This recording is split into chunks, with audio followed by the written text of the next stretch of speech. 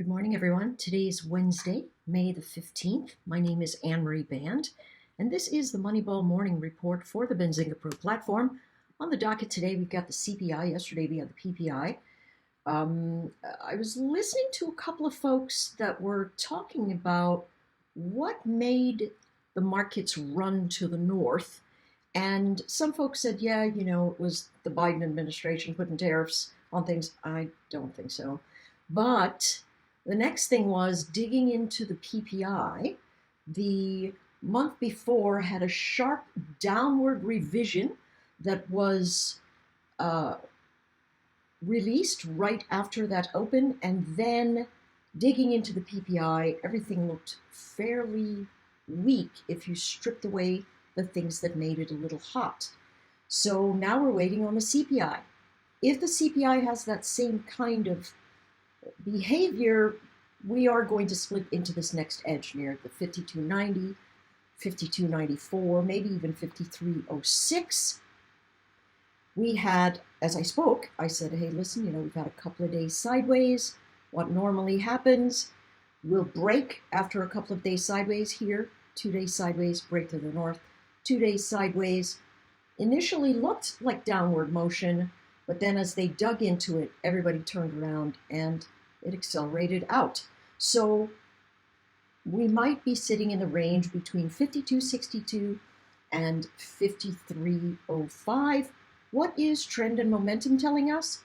Dips or buy zones. No matter how deep they are, one report is not going to shift trend in one day. And so that's really what we want to look at, okay? So things looking a bit better for a rate cut coming in around the September to December area after the election particularly, but this is what we are looking at. Floor, 52.51, then 52.62, 52.78, 52.94, and potentially 53.05, all right?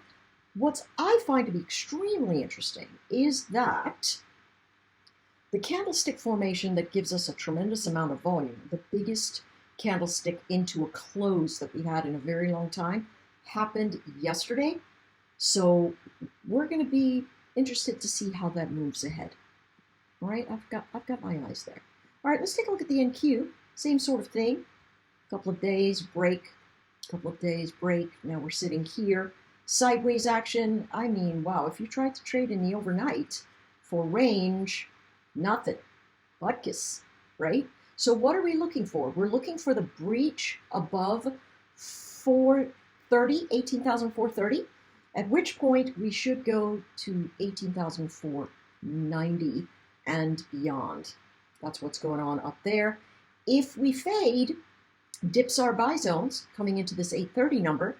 So the fade could give us somewhere all the way down 18,315, 18,320. That's going to make for a buy zone. If the traders can't do that, it's 18,263. So the lines in the sand are 18,263, 18,320, 18,430, 18,490. All right, now do remember that lines in the sand are exactly lines in the sand. You can blow on them, they can disappear.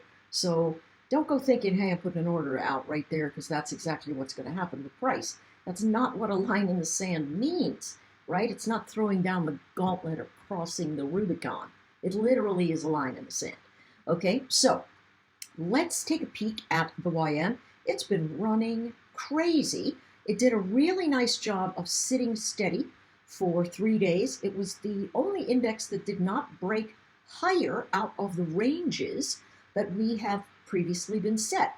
And so this tells me maybe a little bit more sideways action on the horizon here. So I'm going to move this down to 39,440. If it comes into that zone and then begins to recover, going to be a buy zone in general. If we get above 39,735, we're going to try and move to get 40,000. People are caught really flat-footed here. They're going to, yesterday was a massive squeeze because everybody got short after that PPI number. And then as they dug into it, the number shifted around and they got caught flat-footed. Could be the same thing today. In general, I expect us to have range-bound behavior.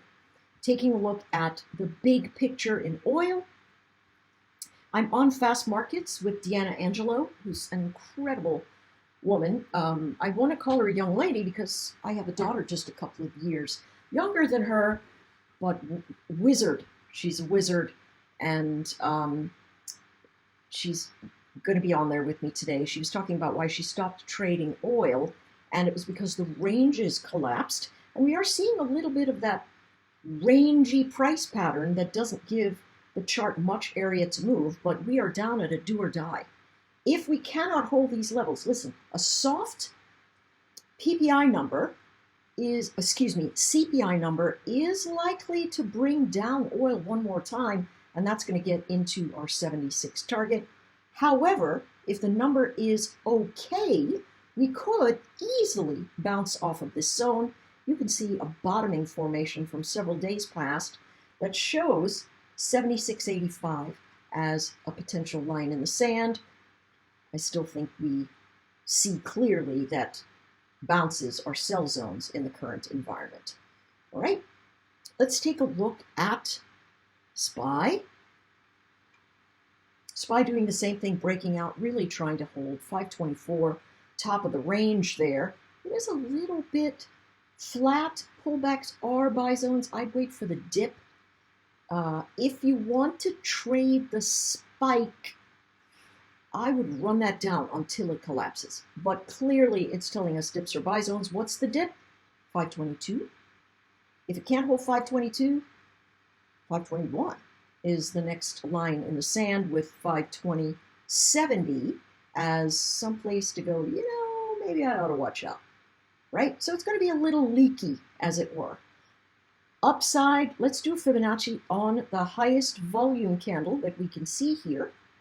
And whoopsie, you know what? Let's just draw an eyeball box so I don't have to minimize this to get my tools at bay. Here's the top edge, just shy of 24, 524. And here's the bottom edge,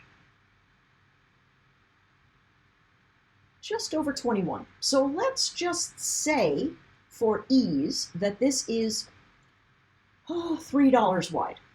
So $3 wide to the upside would be 527. Yeah.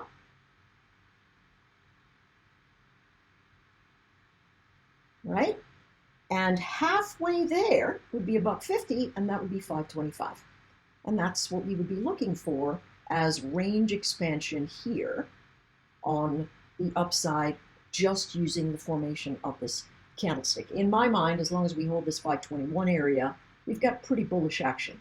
So if it collapses and you want to go long, wait for it to begin to recover, and then you can go long.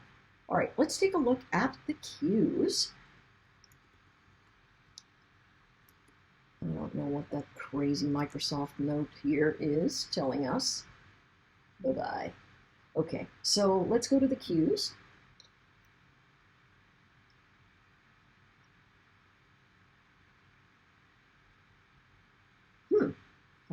Okay, there we go. Big range expansion.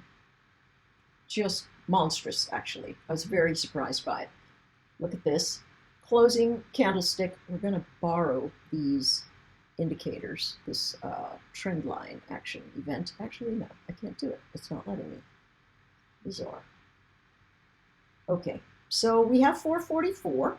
I'm going to move this down to heavy congestion. 443, and then at the very top, 446. So we've got $2.50 to the upside. So to double that range, we would have,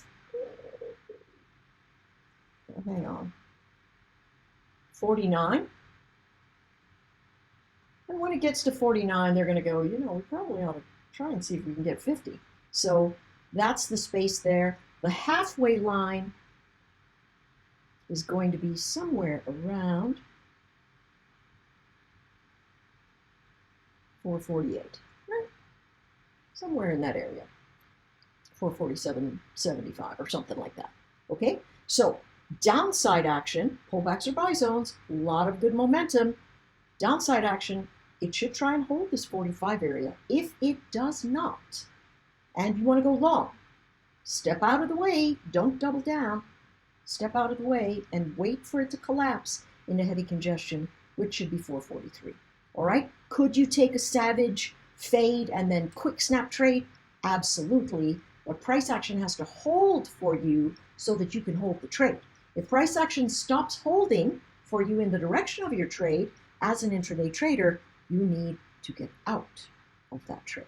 All right, that's it for me, folks. I'll see you on Fast Markets on YouTube TV, and we'll get after it. Take care. Stay frosty.